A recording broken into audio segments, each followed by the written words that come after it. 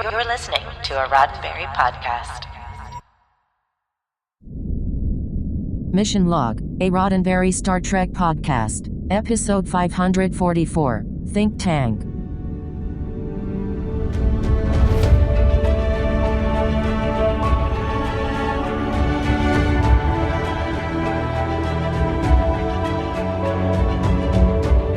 Welcome into another episode of Mission Log, a Roddenberry Star Trek podcast. I'm John Champion. And I'm special guest John Billingsley, sitting in for Norman Lau. Each week on Mission Log, we put our collective minds, such as they are, together to analyze and discuss an episode of Star Trek, picking it apart for morals, meanings, and messages, and asking ourselves if it stands the test of time. This week, Think Tank, the one where Janeway and crew get themselves into a bind and need the help of one of those high-power consulting firms to help them run the numbers on their pain points and see if a synergistic solution could be a game-changer for them. Also, if downsizing means losing 7 of 9, there's going to be some trouble getting buy-in from management. Or in Friends talk, Yeah. one where George Costanza goes to outer space. Yes. John, welcome to Mission Log. Thank you so much for sitting in the guest co-host seat this week. I really appreciate it. I'm honored to be included, the Joan Rivers of Mission Log. That's we should just have a wall. We should have a plaque. We should have something that honors the mini Joan Rivers of. I date myself, obviously. That those of you who are under the age of 64 might not remember that Johnny Carson missed more weeks than he actually showed up for, and He had a number of guest hosts. Joan Rivers, I believe, had the most number of turns in the hosting chain. I think that's right, and that she got her own show, which did not last very long. Did not last, and then she was persona non grata on the Johnny Carson show. But interesting turn of events there. Well, as we get into the show today, I'm excited about this because, well, first of all, love to have a conversation with you about whatever we find in this episode, but also you, as a Star Trek actor, familiar with your own show, Star Trek Enterprise, of course, but those episodes I was on, yes. But have not watched much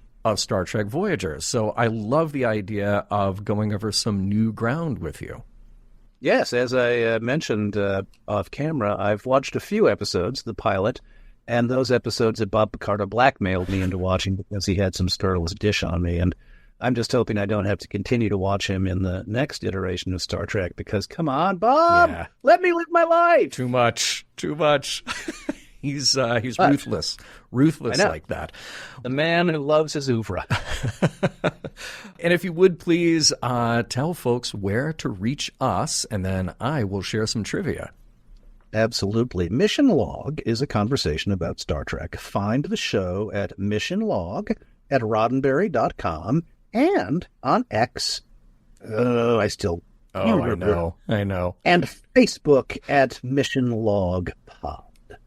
While you're at it, a review and rating at Apple Podcasts or your favorite podcast platform makes a huge difference to the podcasts you love. And always remember your comments, they could be used on Mission Log. Good news, bad news scenario. The Roddenberry Industrial Complex will not be denied.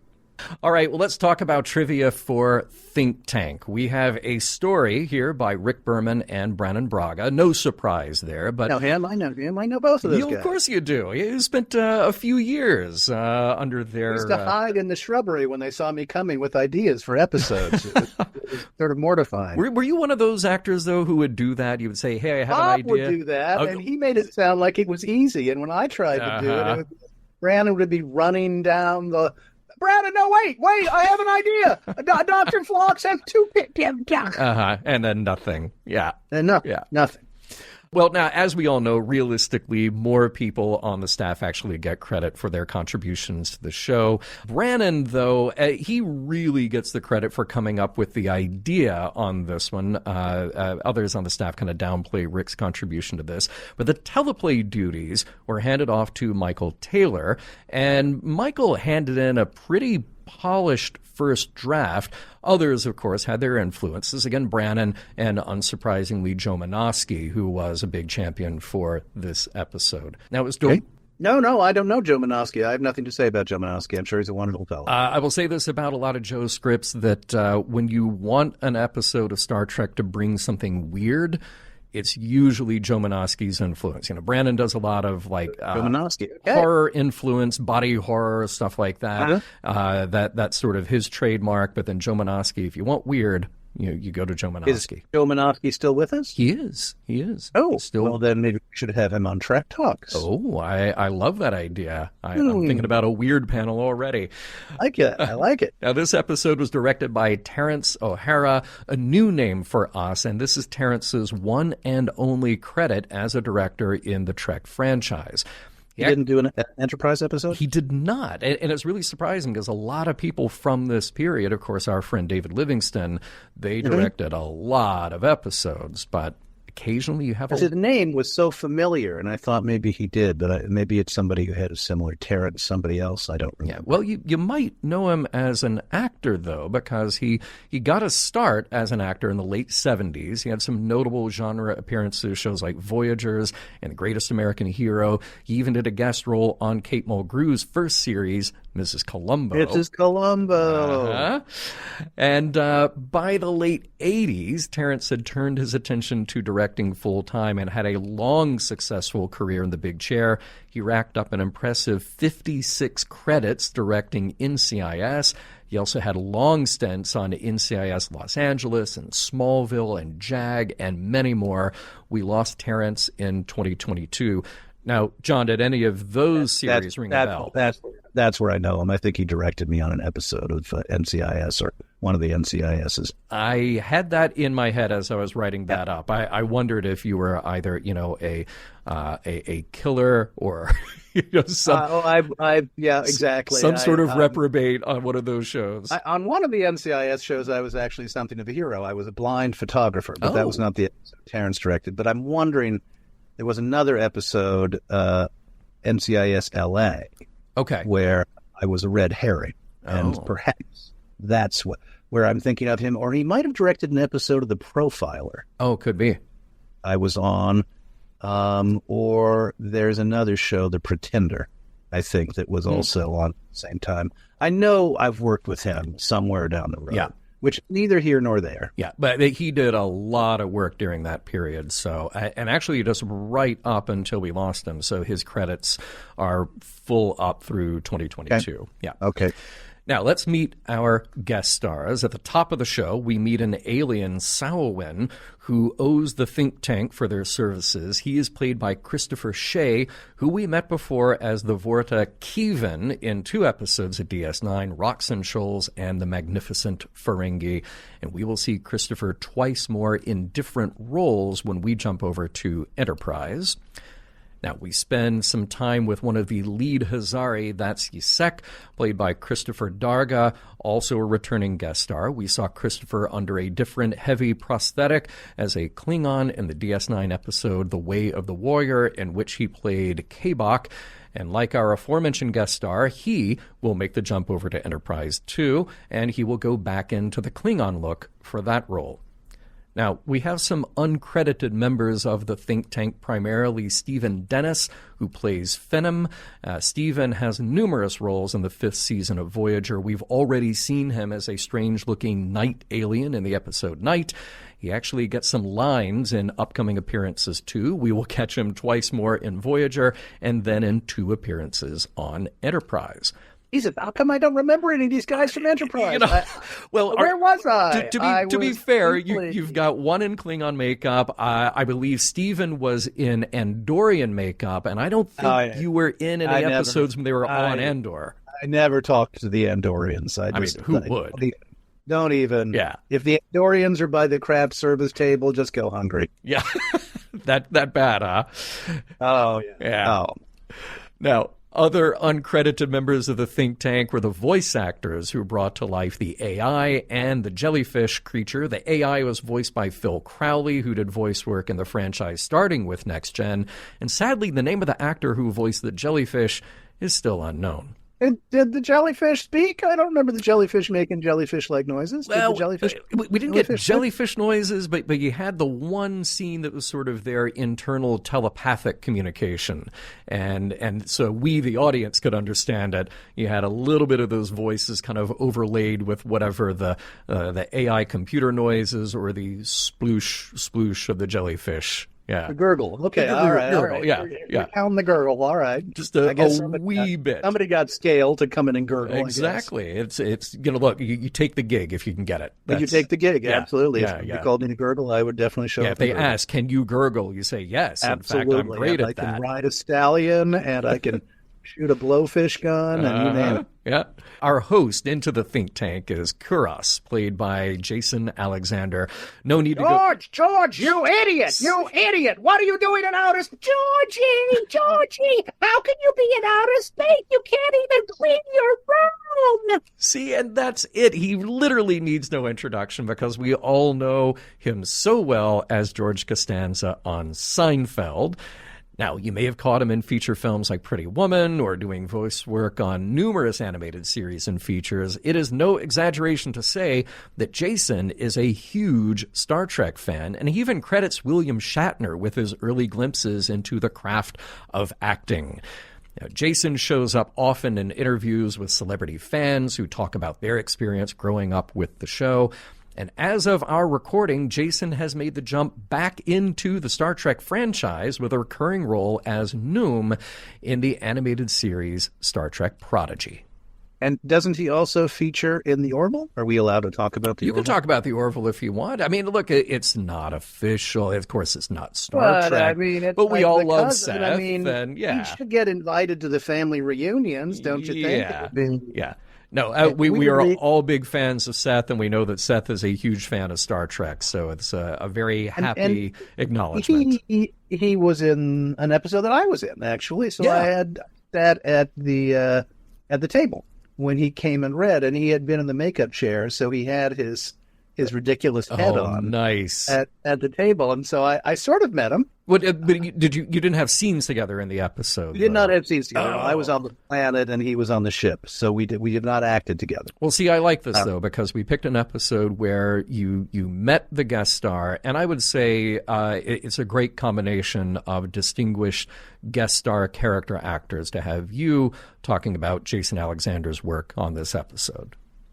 I will try not to say anything offensive about Jason Alexander because he probably has enough power to determine whether I continue to have a career. I love it. He has always said nice things about you.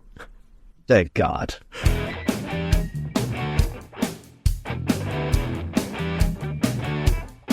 Welcome to the Delta Quadrant. That's a nice ship you have there. It would be a shame if anything had to happen to it.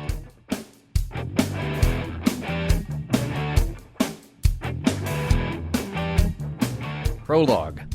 We kick things off with Samhain, who's in a bit of a bind. He's having a chat with Kuros, a brainy alien who's part of this elite group that lives for solving problems. Think of them as a cosmic consulting firm, but with way more ethical gray areas. Kuros has just helped Samhain's planet by finding the perfect harmonic for a planetary containment field. Everything's okay until Samhain drops the bomb. The Bernicium mines they promised as payment were wiped out in some major quake, so no ore. Oops. Kuros isn't buying it, though. He's like, nice try, but we scanned the transport logs. You've got the ore. Samhain, desperate, tries to offer a fancy rubidium geode instead, but Kuros is having none of it. He gives Samhain an ultimatum, hand over the ore, or he'll deactivate the containment field and let the quakes roll in. Samhain, caught between a rock and a hard place, caves and agrees to send the ore. Act 1. Over on Voyager, Janeway is tackling a mind-bending puzzle game.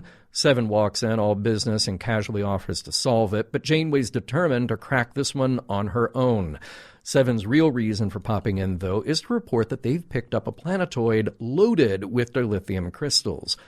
But as they scan the planetoid up close, something goes sideways fast.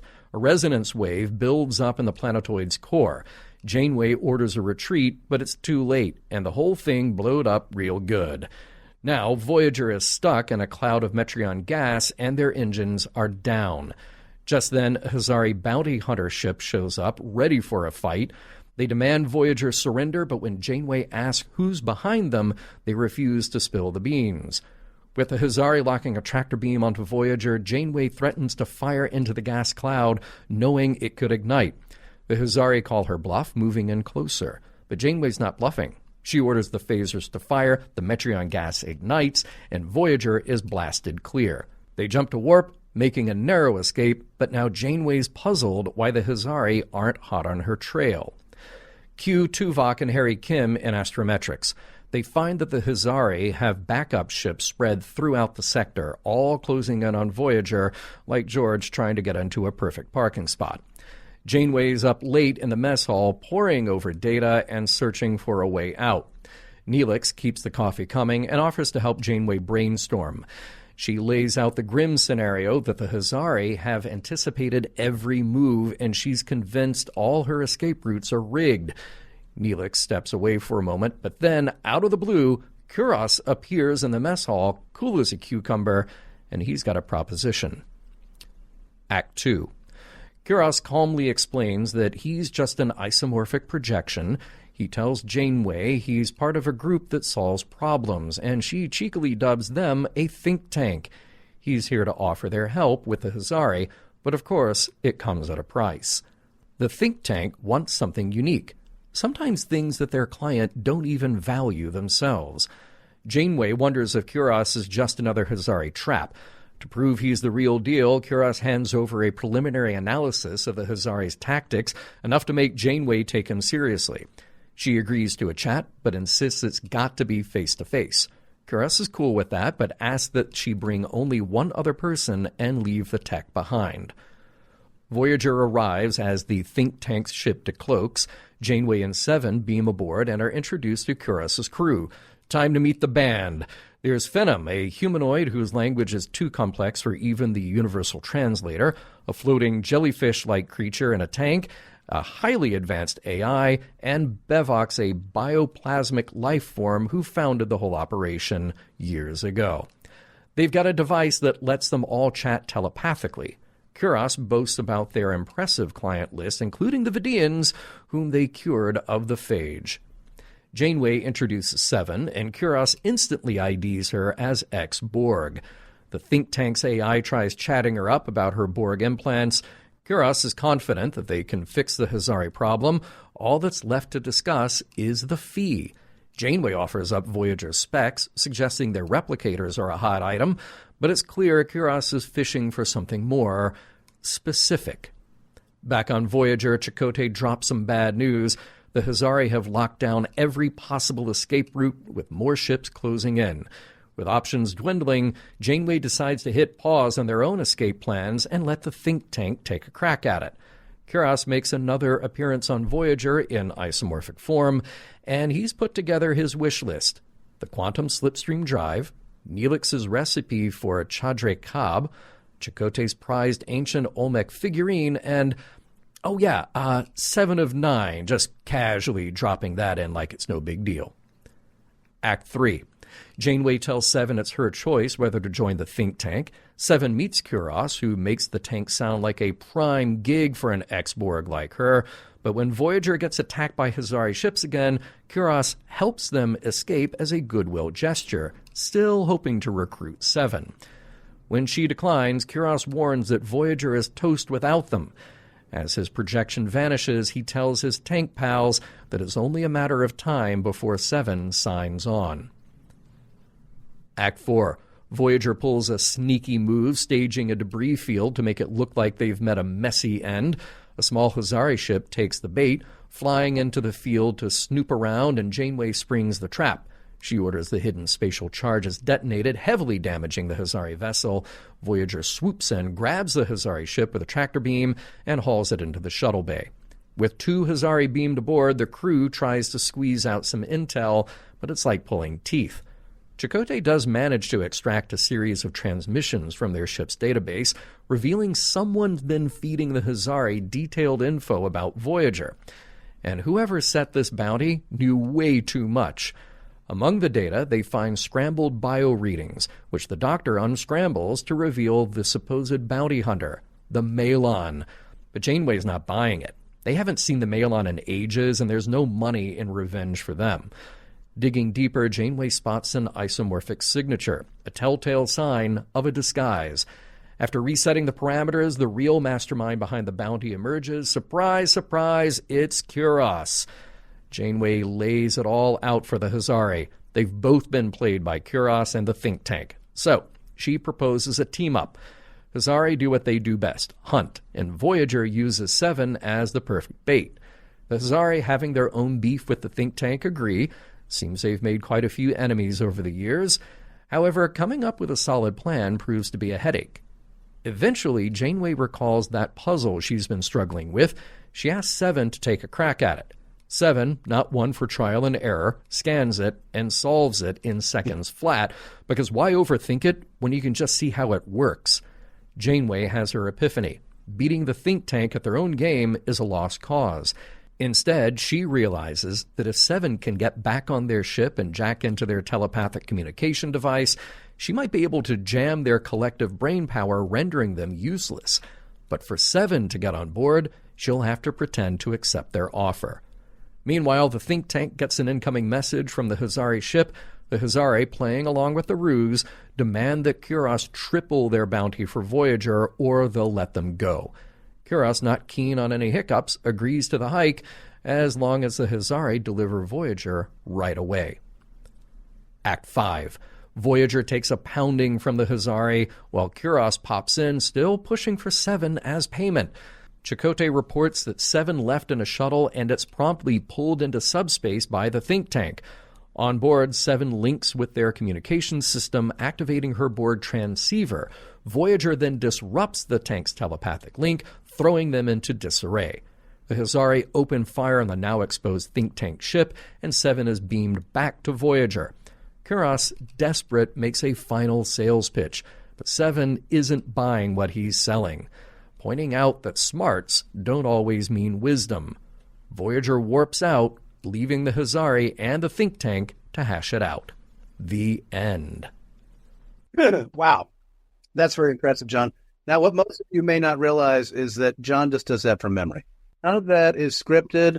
That's just John, like, tapping into some secret gift he has for remembering every single beat in an episode of television. And he can do this about any episode of television ever scripted. If you just said Gunsmoke, Season 3, Episode 14, we open on Festus at a cold, dying campfire. And it's just extraordinary. You can book him for private parties. That was well done. I'm impressed. Well, thank you. I appreciate that. I didn't want to interrupt you. I felt like I'm just going to throw you off your flow. It was so good. Well, look, I hope that people who listen to the show, sometimes they just play it at 2x speed. You know, if they're familiar with the episode, they can just get through it. But every now and then we drop in a joke or two that you need to catch. Yeah, you know? If you play it backward, it predicts world events. Like that. It play back those songs. It's, George is dead. Yeah. It works exactly like that. So thank you for indulging me for that little recap. For any of our listeners who did not recently watch the episode, now they're all caught up, just as you and I are caught up. And I always start, we kind of go in order a little bit here with the teaser scene. I love an episode of TV, especially science fiction, especially Star Trek, where we don't start with our usual cast, and we don't start with Captain's Log, and we don't start with anything familiar.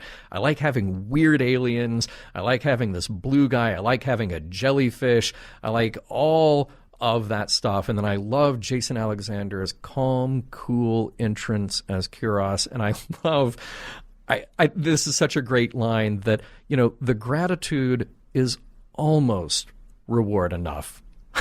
There are times that I watch this show and I go like, you know what? Somebody crafted a phrase that is so good that I sort of want to save it for myself and use it in everyday life. Yes, I would agree. And I too, having been in a number of those cold opens that are perhaps not as successful. I think an Enterprise cold open, I walked in and I fed my plants in my pajamas and I walked out and I thought, we're not going to get 7 seasons. this cold open had a threat, but you weren't entirely sure how the threat was actually going to translate to Voyager crew. So yes, there's a lovely mystery, and there's George with a rubber head, and you can't beat that. You can't beat that. No. I do like. I don't know if this was ever a thing on Enterprise, but I feel like there was this sort of internal contest on Voyager to keep making the cold opens shorter and shorter and shorter, sometimes down to just one word.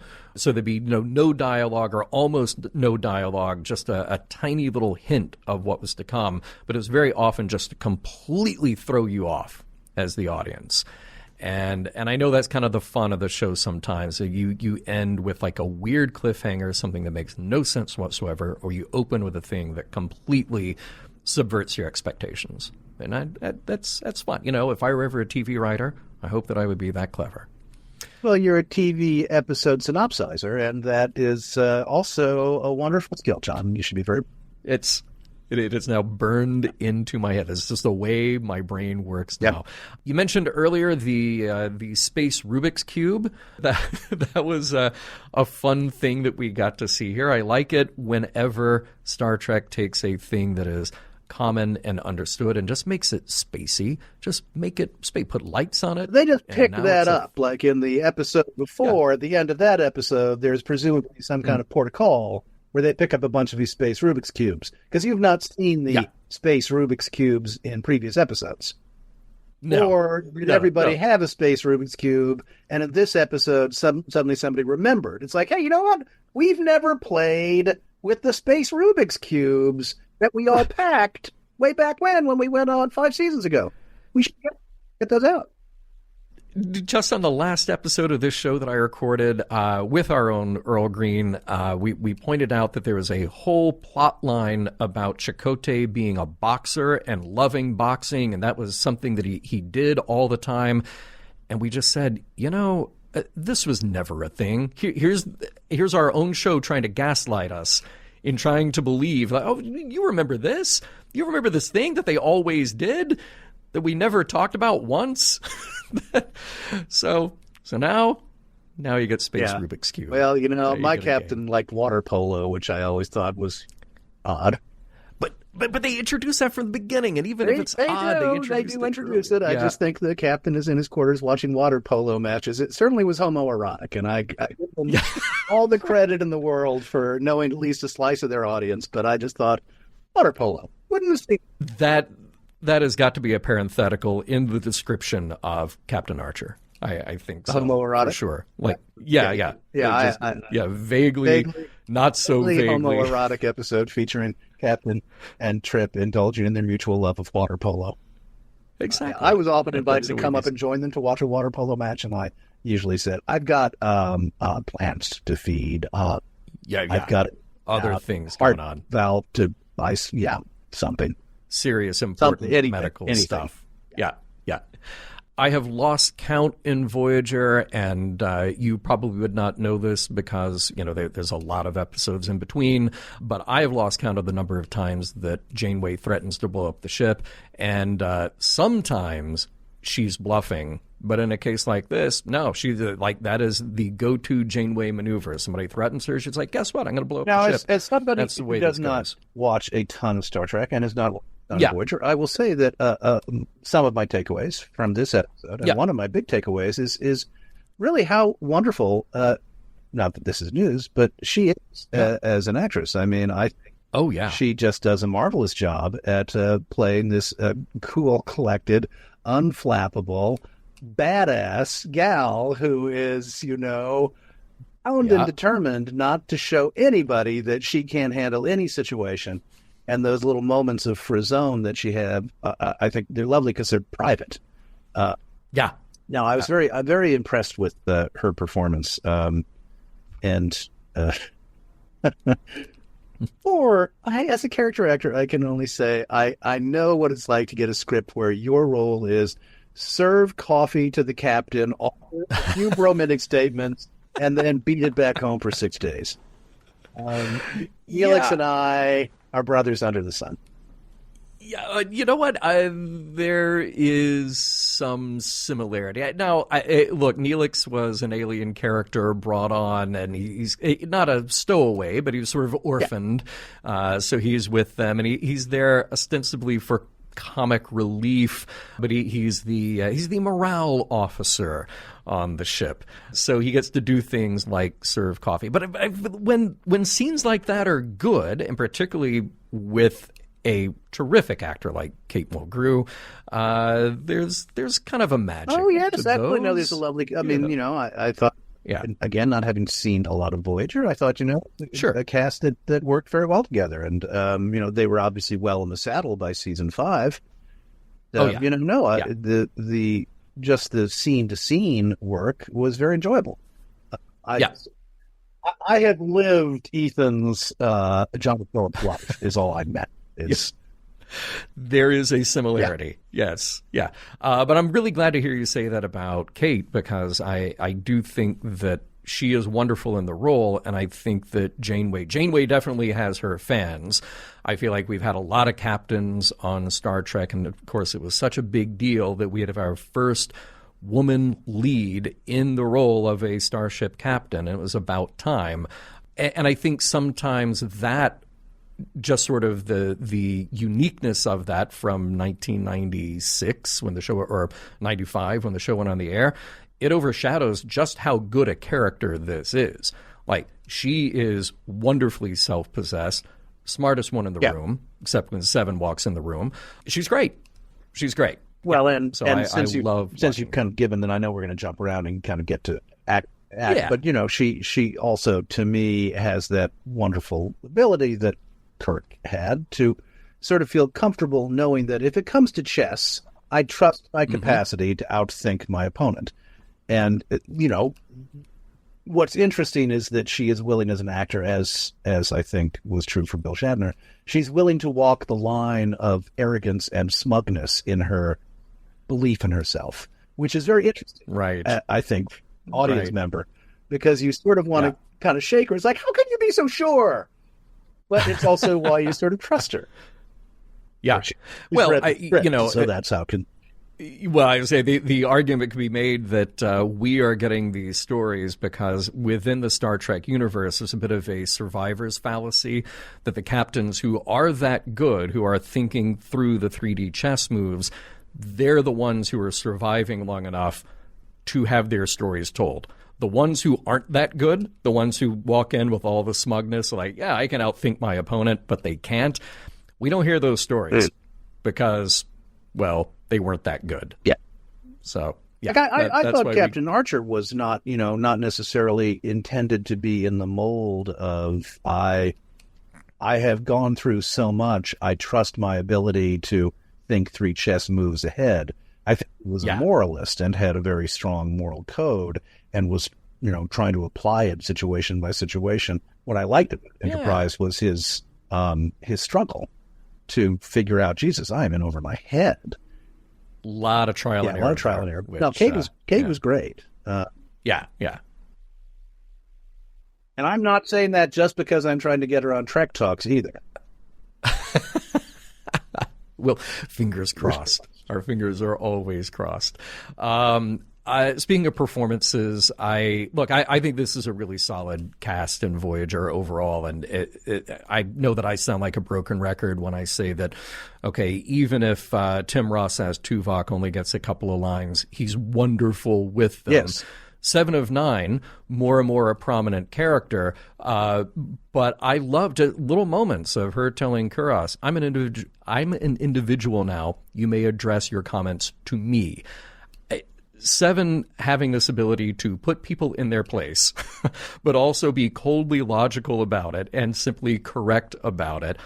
And she's great throughout this episode. Jerry Ryan just brings it in every episode, and I think always makes the most of the material that she gets, which in general is very good. And it was, for me, in terms of, and again, I know we're jumping around, so I'm jumping ahead a little bit, but that's fine. The intellectual question of whether or not these think tanks and these supranational organizations like the IMF or the World Bank do as much, if not more harm than they do good is a very interesting question. I think this episode does hold up because that is still a question we have.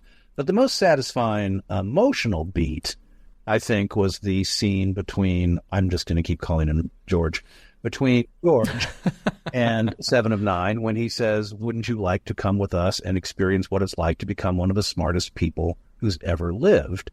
And she says, well, I think I would rather remain more grounded and human in a familial context and actually be more true to the self I will end up wanting to be. Yeah, more compassionate and ethical and morally centered. And I think that is very much, I mean, I know I've felt that in my life because there certainly have been moments when you kind of feel like, wow, if you have ambition as an actor, there are certain directions you can take, certain actions you can perform. You can join an industry book club and go to the red carpets. And, you know, I could have lost 50 pounds. I could have gone for the brass ring. And I would have not gotten a chance to read as much and spend time with my wife as much and gotten a chance to travel as much. And you trade off the trade-off question, which I think was very interesting and kind of, you know, maybe a secondary theme, but to me, maybe the most potent thing about this episode, I thought was beautifully captured in that scene. Excellent. Well, I want you to put a pin in that as well. There's some more corporate jargon speak for you because I want to revisit that and I want to expand on it as well because I think that is such an excellent point about this. I'm just going to skip through some of the other short points here. The name Vidians does not mean anything to you, but to those of us who have been watching Voyager for a bit, we've only seen the Vidians a couple of times. They were just a hot mess from beginning to end, so interesting to see a call back to them and that the think tank cured them. They just, hey, we took care of the phage. They're fine now. You wouldn't recognize them if you see them. They're super happy. Think tank, when we get into our further discussion about the relative value and merits of a think tank, there is something very sinister about the idea of George Costanza, Kuros here, saying, well, we don't design weapons of mass destruction. No, they only, he goes through the litany of, well, we wiped out this culture, we wiped out these people, we took care of this problem, but we've got standards. Come on. We have our own moral center about these things here. Interesting, the bargaining going on for Seven of Nine. I think we will come back to that as well. Look, the way that shows like this work, I don't think we buy for a moment that Seven would truly, really leave. Certainly not in an instance where she knows that they are as Maleficent. And that's my only question about the episode, is the extent to which they're so openly evil. It's not as if it is at all in question whether or not they do as much good as they do bad. I mean, you can argue. Do you think the IMF, as a for instance, or the World Bank? Yeah, their protestation of innocence, like say, do we rescue Greece? Do we bail out Greece? Their protestation is, we believe that this is the best thing we can do under these tough circumstances. We know people will suffer, but we are not. This think tank is clearly saying we want our palms crossed, and we are prepared to do damage if we don't get our palms crossed. Why would we want to join this? Get to become the smartest person in the world. So it's possible to say, well, above and beyond my concern about having a life, you're evil bastards. Yeah.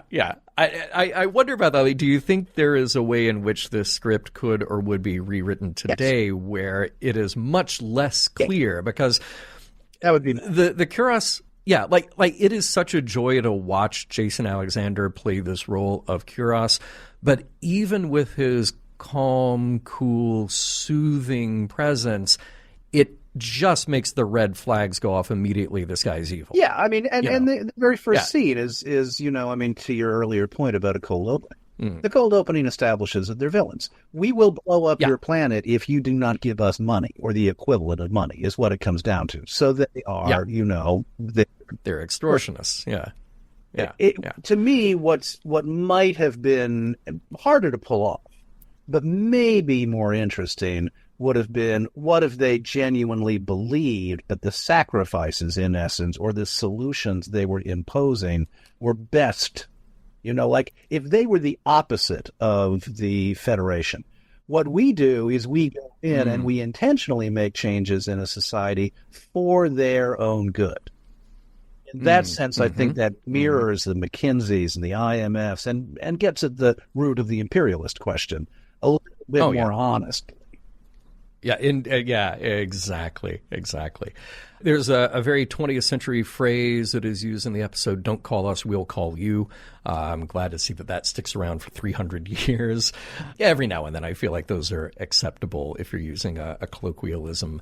There was a moment where Janeway and Voyager's crew, they've set up this debris field to kind of trap the Hazari, and the Hazari are flying through it, and there's all this debris, and there's human residue. And I kind of put a flag on that because I wanted to know what did they put out there? Okay, I just assumed that they had everybody in the crew take a dump, and they just they just send the sewage out into space. And they're human residue. Now we know. Okay, I didn't have that. That is the only way. That's the only thing I can think of. I love Seven cheating at the game because, first of all, to her, it's not really cheating. Like, there's not an ethical question here. It's just the goal is to beat the game. Therefore, I'm going to use every bit of information, my scans, my information. And when she gets more human, she will understand that the goal is to enjoy the process of playing. Sure. It's like when you're doing a crossword puzzle. If you're going to Google everything, it's like, what? That's no fun. Yeah. But I also, to me, there's a little parallel here with Kirk doing the Kobayashi Maru, where he's like, it's an impossible situation to win. You're going to get lost. Your ship is going to get destroyed. Yeah, it's a test of character. But he's like, but I wanted to win. so he cheats, and that's what he does. There is a thing here that I wonder if this sort of ever cropped up on your show, or you ever thought about it this way. So there are many episodes of many shows, not just Star Trek, but it happens in Star Trek. Gunsmoke, Season 3, Episode 9. We'll open at a campfire. Right. But you have these moments where, okay, we have the ruse. We have the game that we're trying to play. So now we need to have everybody on board bought into this ruse. We also need to have these aliens that we just met. We need to make sure that they're in on it too. And by the way, everybody here has to be a really good actor in this scene, in this. That's why they make all the supernumeraries leave the bridge when they're going to. You got to get out. Comes on. It's like, I don't want any extras. I don't want anybody who's not going to be able to perform. All the supernumeraries off the bridge. Get out of here, because the captain and the senior staff, they have been through Starfleet acting training, and they know how to do this. Exactly. The whole second year is just improvisational classes. Sure, these people can solve the big problems and probably divide by zero. But can they answer this question? Why did Club Bromet exist? We'll get right back to Think Tank after a word from the Hollywood Food Coalition. If there's one thing Star Trek has always taught us, it's that the future is brighter when we work together. And in Los Angeles, there's a group putting that ideal into action every single day, the Hollywood Food Coalition. That's right. Since 1987, Hollywood Food Coalition, HOFOCO, has been serving hot, nutritious meals 7 nights a week, 365 days a year. They've never missed a single night, not one, and they're not stopping anytime soon. With rising food costs, more households in LA are experiencing food insecurity than ever before. But HOFOCO is stepping in, rescuing over 7 million pounds of edible food and making sure it gets to the Angelinos who need it most. It's about more than just meals. It's about nourishing the community and creating food equity. HOFOCO is making a real difference, and you can help. Head over to hofoco.org/Trek Talks to learn more and make a donation today. And while you're there, be sure to check out Trek Talks, the annual event that brings the Star Trek community together to support these efforts. It's a great way to see how the Federation spirit lives on in the real world. Plus, if you're passionate about using Star Trek's values for social change, follow Trektivism.org. Trektivism is a movement powered by Hofoco and the Roddenberry Foundation, dedicated to putting these values in action. They've even got their own podcast, which we highly recommend. Together, we can make a real difference, just like Star Trek shows us. Let's boldly go where help is needed most. Visit hofoco.org/Trek Talks and support Hofoco's incredible mission today. And don't forget to follow Trektivism.org to stay connected with how you can be a force for good in your community.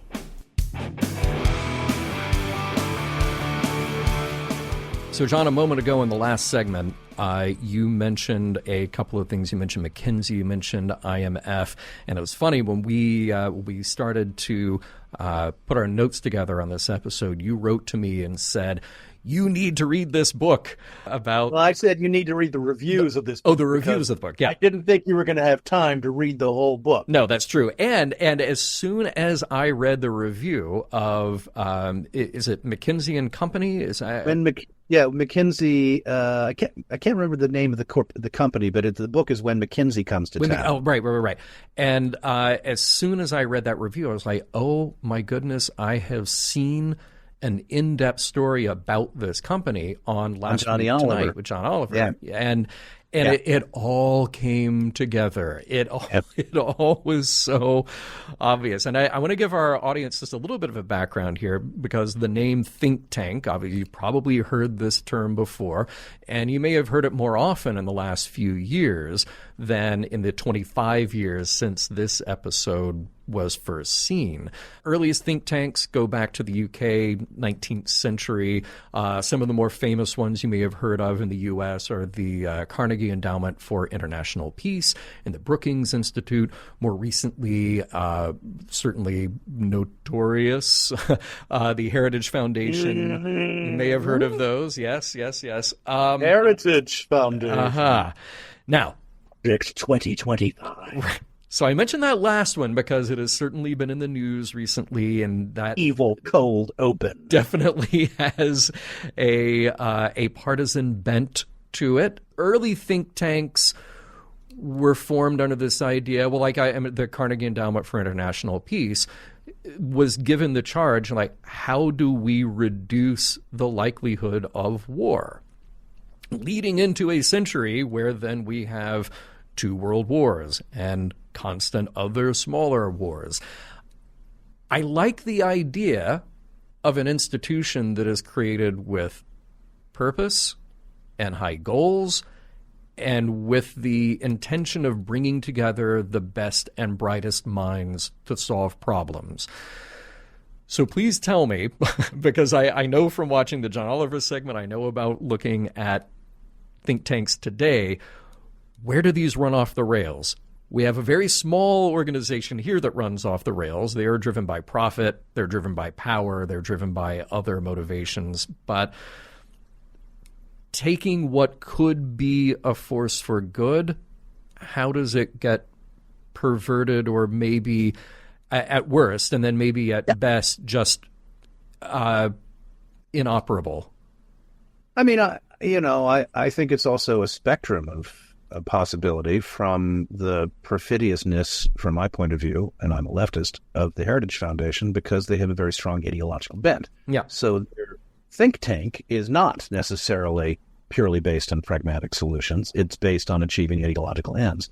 I think if you look more along the lines of, and some people would argue with this, the Rand Corporation or Carnegie, or even arguably, and this is a big argument, IMF or the International Monetary Fund or the World Bank or any number of supranational governmental organizations that were created after the Second World War.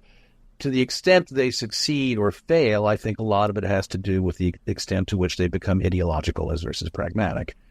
It is still, any way you look at it, one man's pragmatism is another man's ideology. When the IMF says to Greece, which I think is, to me, although this episode was written well before the potential collapse of Greece, to me, this episode reminded me a lot of what the challenges were for the IMF in the 80s and even into the 90s, when they were having to figure out how do you rescue some Central or South American countries where the economy was crashing. they were saying, well, you've got to, raise taxes and you've got to squeeze benefits. Your people have to suffer now if your country is to survive. Mm-hmm. And they were essentially saying your suffering is the price you pay to be part of this supranational infrastructure. On an intellectual level, you could say, well, maybe that's right. Mm-hmm. On a human level, is it fair to the people who are going to suffer to make them pay the cost for their leaders' calumnies and crimes? And a supranational organization doesn't ask those kinds of moral questions. They don't, but I wonder if there are some of those organizations that do or that could in a pragmatic way. Because look, you and I are aligned on similar, political and social views, and I know that people in our audience may not share those same views. So when we mention Heritage Foundation, John and I are thinking about it in one way. You, dear listener, may be thinking about it in a totally different way. And you may see that as, oh, okay, here's a place that identifies a problem, and those people are aligned on trying to resolve that problem, but they're doing it in a way that fits with my ideological or a political point of view. And you may find the opposite if John or I were to mention an organization that has a totally different point of view. But I wonder at the core of it, is it even possible for organizations like this to start from an agreed-upon moral point of view? Because you may come to an impasse. In the situation that you're describing, you may come to an impasse where the best and brightest minds say, you know what? The only way out of this situation, or the only way for future positive growth, for future progressive growth, is that, as you stated, people suffer now. That might be the only outcome. And there's not much that can be talked about, discussed, examined, conceived of that doesn't bump into people's different ideological points of view. Yeah. In climate change, to say, well, can't we all agree that climate change is real? Well, A, no. Right. Yeah. And B, if you start proposing solutions, you're talking about dramatic changes to a global economy that some people would feel are affecting not only their way of life, but to a certain extent, various value-based beliefs. The government is intruding and telling me what I can and cannot do now. Yeah. Well, and eventually that becomes an economic issue as well. I mean, I think at the end of the day, a lot of people may couch themselves in, moralistic or ideological opposition, but then that also comes down to an economic reality. But now, and I do think that's when you go back and you look at what happened after the end of the Second World War and this decision to kind of create these supranational entities. I mean, the League of Nations failed because in large part the U.S. wouldn't buy into it. Post-Second World War, after two world wars and the decimation of so many countries and the deaths of millions and the Holocaust, there were enough nations that said, okay, we will surrender a certain amount of sovereignty to the idea of having institutions that can command our obeisance along what we conceive of as mutually agreed upon pragmatic economic lines. And I think that was a unique period in time. Yeah. The world was prostrate. America had basically was the only country that hadn't been invaded, that wasn't in ruins. We were able to exert a lot of influence and a lot of power. And those institutions, all the various trade organizations, the IMF, the World Bank, all these institutions that were created to say, okay, economic decisions will be made collectively that may have a negative impact on country A, but will be good for the world economy, or will rein in the sovereignty of country B, but for the good of the world economy, are necessary. There was enough buy-in for those entities to have power. I think that buy-in has diminished a great deal. And do you think that buy-in is just because personal desires kind of supersede the collective good, or I think some of it is just it was a freakish an anomalous historical period. I mean, never in the history of the world did we experience such an amazing period of growth and expansion. That period after the Second World War, 1945 to arguably 1972. Yeah. Amazing medical cures. People were living longer than ever. In China, the average Chinese person died at the age of 30. In 1944, now the average Chinese person is living into their 70s. Yeah. The population exploded. All these countries that were on their backs suddenly were able to actually produce and participate in a growing economy. I think as that happened, a lot of countries began to sort of resist the idea that they had to be yoked to this supranational structure that told them what to do. I mean, when you're in a hospital bed and you're flat on your back, you're not going to argue with the nurses and the doctors. When you begin to feel like you can move around the room, you kind of want to put your pants on and get back to life. Yeah. I think, to a certain extent, one understands that. But the part of me that believes in, if not think tanks, at least the idea of it's a hard word to say. Yeah. Supranational constructs like the United Nations, like the WTO, like, one could go on and on, that believes in theory that those are good. I think we are throwing the baby out with the bathwater. Yeah. Yeah. But I understand why it's happening too. Well, the European Union is a great example. Yes. Brexit. Yeah. Was Britain wise to leave the European Union? I would argue no. Yeah.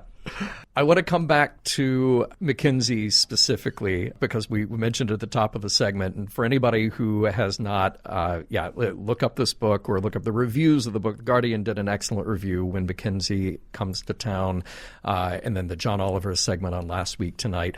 They are a consulting firm, and yes, you can say that, a consulting firm isn't exactly the same thing as a think tank, but look, in the colloquial sense, that is what I explain a little bit more. When you realize that McKinsey consulted at the White House and they assisted with staffing, they created the chief of staff role, then you may understand that between, corporate consulting firm and think tank, that line gets very, very blurry when dealing with a company like that. And there was something from the John Oliver segment that I had to write down because it so perfectly fit this episode. The line was, McKinsey is a firm that projects a huge amount of confidence to sell a frequently unremarkable product at sky-high prices, making them truly the Salt Bay of companies. Which I thought was absolutely perfect. I want to know if there is a way to save this particular think tank. Like, there's something about it to me at the end of the episode that's kind of funny, that Voyager just nopes out of there. And it's like, see ya, leaving this hugely powerful force to just sit there and take shots. I like that. I like that. But then the episode presented this as, again, a maleficent force. Yeah. Oh, okay. But if you plug somebody like Seven of Nine into it, do they take on the quality of compassion and humanity and some sort of moral compass? I think if you look at a McKinsey may not be the greatest analogy. I'm not sure what to use. And maybe Carnegie is a good example. If it's not primarily a for-profit institution, I think it's easier to say that as a feasibility. A not-for-profit that exists to try and help nations, businesses, what have you, do things that are better for the people and better for the world is theoretically not guided by moolah. They're guided by their moral compass. And if they lose their moral compass, you bring on more moralists. Yeah. But an entity that is guided by the for-profit motive, if it comes down to profit or moral, they're going to jettison the moralists. Yeah. So, no, I don't think you can necessarily bring more moralists into a think tank that exists to make a buck and expect change. I think the moralist will be compromised before the organization will become more moral. So there we go. Sorry, Ferengi, but it's profit that is the deciding factor here. Yes. That, What is your reason for it? And it's not even necessarily criticism of this episode. Yeah, no, of course. This episode clearly announces that this is a think tank in name only.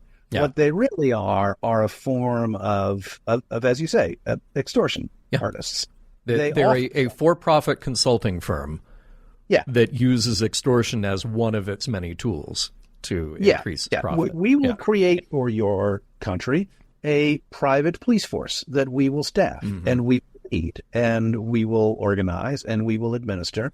And now that we have that in place, we're going to want ever higher prices for supplying this. And if you do not give it to us, we will take the people who administer it out and you'll have a bunch of very angry thugs. Yeah. As a maybe a real world analogy, because that is to a certain extent what the black water, I think, is an example that may be more apt to this think tank. Yeah.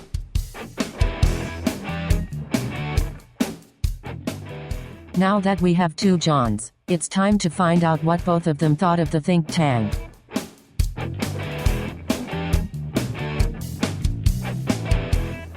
All right, we have thought about it and thought about it and thought about it. We have examined think tank. We've tried to take in all the angles and figure out what's going on here. And now, as we do with every episode of Mission Log, we arrive at the end and we get to ask ourselves a couple of final questions. We ask if the episode holds up, and we ask if we learned anything. We ask what the moral meaning or message is that we might be able to take away and learn from it. So now, John, we leave the first question, does the episode hold up? We leave that purposely vague because you may come across this episode and think, oh, you know what? I love the writing, but there's something about the execution that I don't like. Or maybe the writing was so-so, but the execution of it really elevated the material, so it holds up for me. So I leave that fully in your capable hands. Tell me, under what criteria does this episode hold up or not for you?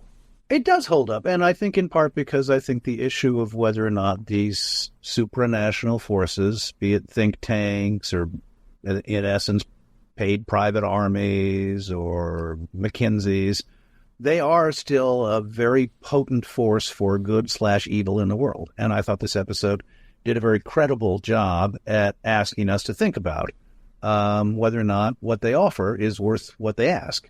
Again, my only issue, and it isn't really about the timelessness of the episode, is I think the episode kind of puts a thumb on the scales by making them so overtly evil.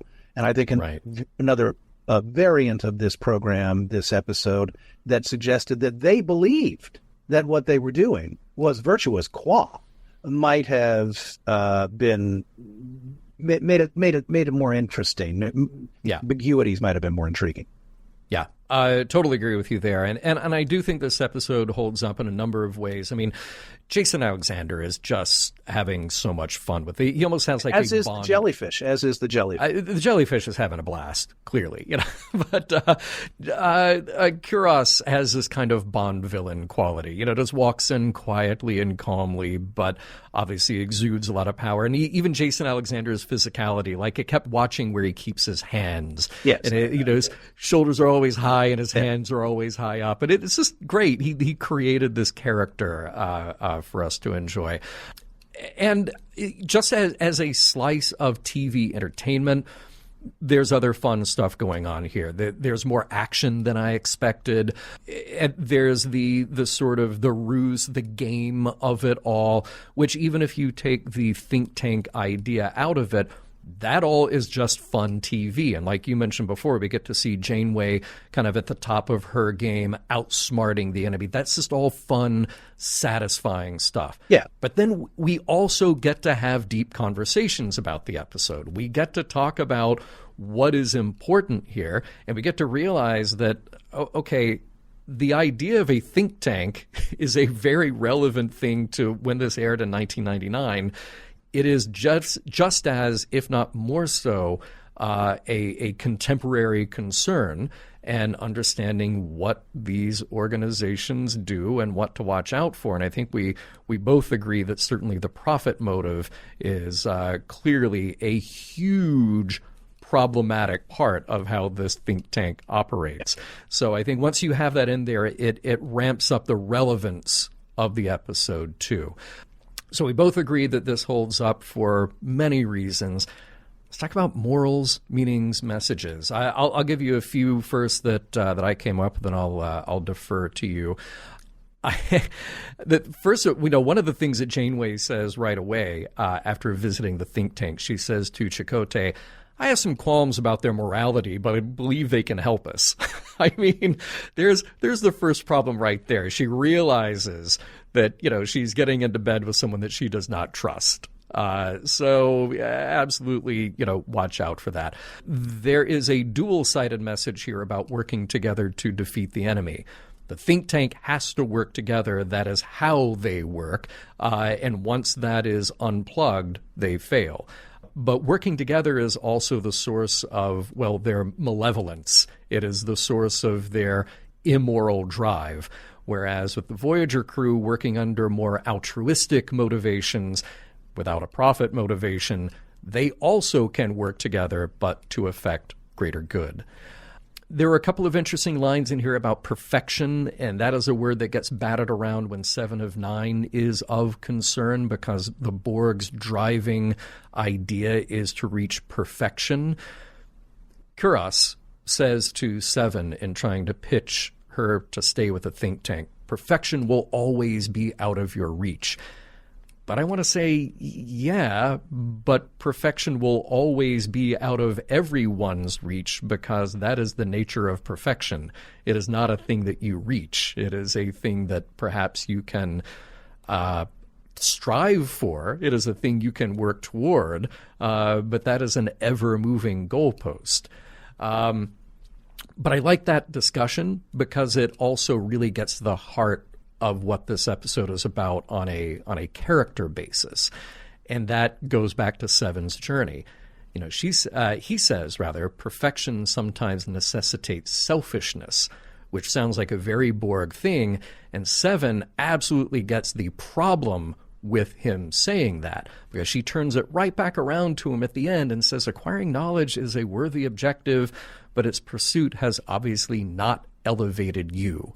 And that really, for me, sums up the takeaway lesson here, is that they are so motivated by their ideologies, they're so motivated by this profit component of what they do, that they have lost all sense of compassion, and we can call it humanity, even though they are alien characters, but they've lost any sense of the ethics involved in what they do. And just as I would say that maybe if there's a flaw in the episode, it's that the finger, the thumb on the scale makes it a little less poignant, a little less fraught. If 7 of 9 believed that she was joining an enterprise that was purely altruistic, and that she would be able to attain, not perfection, but that she would be able to attain a dramatic expansion of her capacity to know more and to be able to do more and achieve more, then it would come down to, on a personal level, but am I prepared to sacrifice that which gives me joy and happiness? And I think that's really, to me, what I find human beings, are asked to question all the time. Most of us have a sense of, if I could have been what I could have been, there's an old song from the musical Working, I could have been something special. And we sometimes think it's our circumstances that kept it from happening. But if we're really honest, we know a lot of it came down to the choices we made. And many of us choose to not be as great as we could be at something, because there are other things we valued more when push comes to shove. That, to me, is a deep and lovely message to consider. This episode gets at that, but it doesn't make it as poignant or as probing as it could be, because it's not really a choice for 7 of 9. She's not going to join basically a band of pirates. Right. Even if they give her the possibility of intellectual attainment, it asks you to sacrifice your morals. Most of us as human beings would say, okay, I could achieve greatness in this chosen field, but it comes at the cost of having to butcher children. That's not a choice. Yeah. But this does that kind of very Star Trek thing, which is it says, okay, our character, who is our hero, who we care about, made this more humanistic choice to take the family of Voyager over this, appealing in some way, but not very appealing. It's really not that appealing. And it's not that appealing. And that's that's not my only, but that is an occasional challenge I make to Star Trek. Yeah, although it may be more appealing to a Borg because her whole formative life, most of her life has been about achieve perfection, be part of this collective, do this thing. It fits a very clear role for her. But at the end of the day, at Star Trek, we get to pat ourselves on the back and say, see, humanity, we make good decisions. Yeah, and that's and I think the episodes that are the strongest, and why I thought this was a pretty good episode. But to me, the episodes that really resonate are the ones where the moral choice is like, ooh, that's a Yeah. Do the hard thing, which is also the right thing. And I don't think that this quite hits that mark. Yeah, agreed. Well, thank you for joining us, John. Mission Log is produced by Roddenberry Entertainment. If you would like to support us directly, you can do so at patreon.com/missionlog for early access to shows and the Mission Log Discord. Our website is missionlogpodcast.com. And for more Star Trek news and discussion, visit trekmovie.com. Some of the music for Mission Log provided by Warp 11. Online at warp11.com. Special thanks to consulting producers Matt Esposito, Homer Frizzell, Rand Hurl, Tom Kozak, Julie Miller, Mike Richards, Mike Shadable, Paul Shadwell, and David Takechi.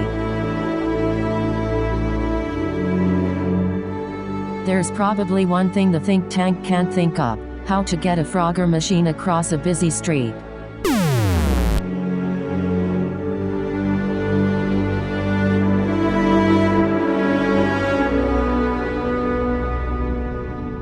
End transmission.